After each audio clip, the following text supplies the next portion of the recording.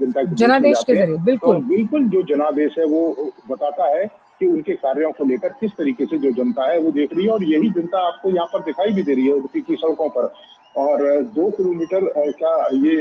एक तरीके से रास्ता है, लेकिन इस 2 किलोमीटर के रास्ते में हमको कहीं पर भी ऐसी जगह नहीं दिख रही है जो खाली दिखाई दे। इतनी बड़ी संख्या में जो लोग हैं प्रधानमंत्री को देखने के लिए और इस पहुंचे, 2 उनकी किलोमीटर आरती के उतारा। रास्ते में कितना छोटा होता है 2 किलोमीटर, मात्र 2 से 3 मिनट में आप इसे पार कर सकते हैं, लेकिन 2 किलोमीटर के रास्ते में जब इतना प्यार हो, इतना दुलार हो, इतना वात्सल्य हो, इतनी भावनाएं, और इन्हीं भावनाओं से ओतप्रोत वो लोग जो आपको प्यार करते हैं, तो देखिए किस तरह से ये रास्ता जो है वो पुष्प के पथ पर, यानी कि आप पूरे रास्ते पर देखिए पुष्प वर्षा हो रही है। और ऐसे में जब अभी कुछ दिन पहले हमने संविधान दिवस मनाया नीरज, तो संविधान कहता है हम भारत के लोग, और ये जो शाश्वत वाक्य है, हम देख सकते हैं जिस तरह से प्रधानमंत्री का कार्यकाल रहा है, जो नीतियां रही, जो नीति रही, जो सोच रही कि किस तरह से भारत को वैश्विक पटल पर एक सुनहरे तस्वीर के साथ अंकित करना है, वैश्विक गुरु माना जाता है। उस लिहाज से वसुधैव कुटुंबकम की भावना को लेकर भारत लगातार आगे बढ़ता हुआ।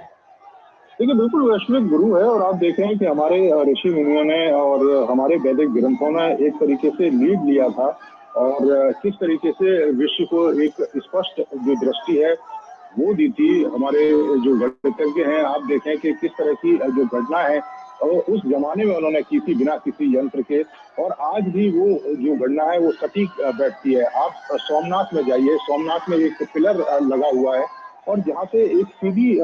डायरेक्शन दिया गया है एक तीर के द्वारा, और ये बताता है कि आप अंतिम छोर तक चले जाइए तो कोई भी धरती आपको नहीं दिखाई देगी। तो आप समझें कि उस समय सैकड़ों साल पहले किस तरीके की दृष्टि हमारे पास थी, किस तरह का सोच, किस तरह का गणित हमारे पास था। जी आप देखें कि 0 हमने दिया, तो हमने दुनिया को बहुत सारी ऐसी चीजें दी, और यही कारण है कि आप देखें कि प्रधानमंत्री उन तमाम वैदिक चीजों को जो खास तौर से इसीलिए मानव नीरज, समाज अगर के आपको कल्याण के लिए थी। बिल्कुल, अगर आपको याद हो कि ये बहुत ही उम्दा एक तथ्य आपने कहा कि जब 0 भारत ने दिया है तभी दुनिया को गिनती आई। और अगर हम थोड़ा पीछे जाएं तो जब प्रधानमंत्री रामेश्वरम गए थे तो अलग अलग कई भाषाओं में रामायण का पाठ किया गया था, वो भी अपने आप में ऐतिहासिक क्षण था। और आज जब सामूहिक गीता पाठ होगा जहां अलग अलग संप्रदाय के लोग इसको गाएंगे, और हम यहाँ स्टूडियो के मंच के माध्यम से और आप वहाँ इसका श्रवण करेंगे, तो इस पूरे माहौल में एक बहुत ही सकारात्मक सोच उत्पन्न होगी, बहुत ही पॉजिटिव वाइब जिसे अगर हम कहते हैं, वो क्रिएट करने की कोशिश है पूरे यूनिवर्स में। बिल्कुल, और शब्दों की आंचल अपनी एक एनर्जी होती है, और हमारे जो वैज्ञानिक है वो भी कहते हैं कि शब्द जो अंतरिक्ष है, ब्रह्मांड है, उसमें घूमते रहते हैं। और जब लाखों की संख्या में जो लोग हैं बैठकर गीता के उन श्लोकों को पढ़ेंगे तो निश्चित तौर पर एक जबरदस्त एनर्जी, एक जबरदस्त पॉजिटिव जो वाइब्स है वो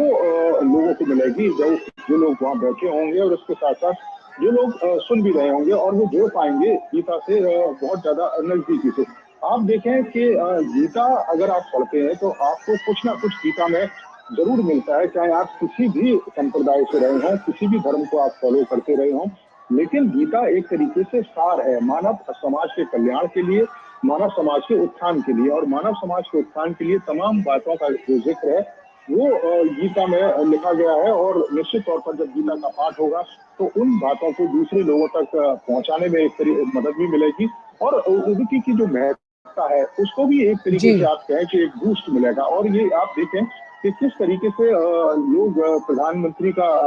जो स्वागत है वो कर रहे हैं। ये दृश्य भी अपने आप में कम नहीं है, क्योंकि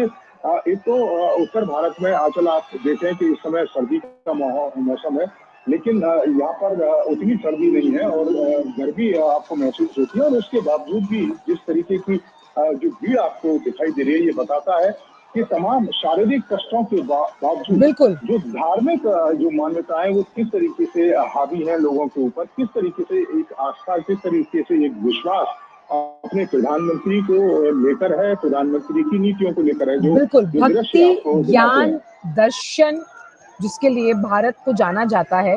पूरे विश्व में। और वो कहते भी हैं नीरज, मुझे बचपन का वो पाठ भी याद आ रहा है जब कहते थे कि अगर आप किसी परेशानी में घिरे हैं, आप गीता के उपदेशों को पढ़िए, आपकी परेशानी और आपके कई ऐसे प्रश्नों का उत्तर गीता के हर एक श्लोक में है। और मुझे लगता है कि आज इस सामूहिक पाठ से जिस तरह का सकारात्मक